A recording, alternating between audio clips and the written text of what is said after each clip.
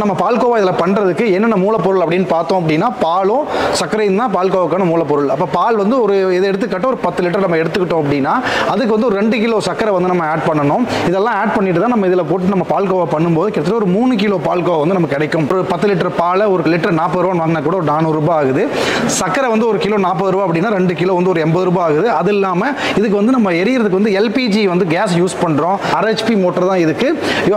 ஒரு யூனிட் கூட செலவாகும், ஒரு 1/2 யூனிட் தான் செலவாகும். கரண்ட்டு, இந்த கேஸ் இதெல்லாம் மொத்தமாக சேர்த்து மேன் பவர், அதாவது ஆள் கூலியும் இருக்கும். அப்போ இதெல்லாம் சேர்த்து ஒரு 120 ரூபா நம்ம மொத்தமாக கணக்கு போடும்போது ஒரு 600 ரூபாய் நமக்கு வந்து ஒரு கணக்கு வருது. இதில் இருந்து வர்ற அவுட்புட் பார்த்தோம் அப்படின்னா ஒரு 3 கிலோ பால்கோவா வருது. இப்போ ஒரு பால்கோவா ஒரு கிலோ வந்து ஒரு 400 ரூபாய் நம்ம கொடுத்தோம் அப்படின்னாலே வந்து 3 கிலோ பால்கோவா நம்மள 1200 ரூபாய்க்கு நம்ம சேல் பண்ணோம் அப்படின்னா நமக்கு ஆன செலவு வெறும் 600 ரூபாய் தான். ஒரு 1200 ரூபாய் நம்மளால அது லாபம் எடுக்க முடியும். அதனால 600 ரூபாயிலிருந்து 1200 ரூபாய்ங்கிறது கிட்டத்தட்ட 100% லாபம் வந்து இதில் கண்டிப்பாக பார்க்க முடியும்.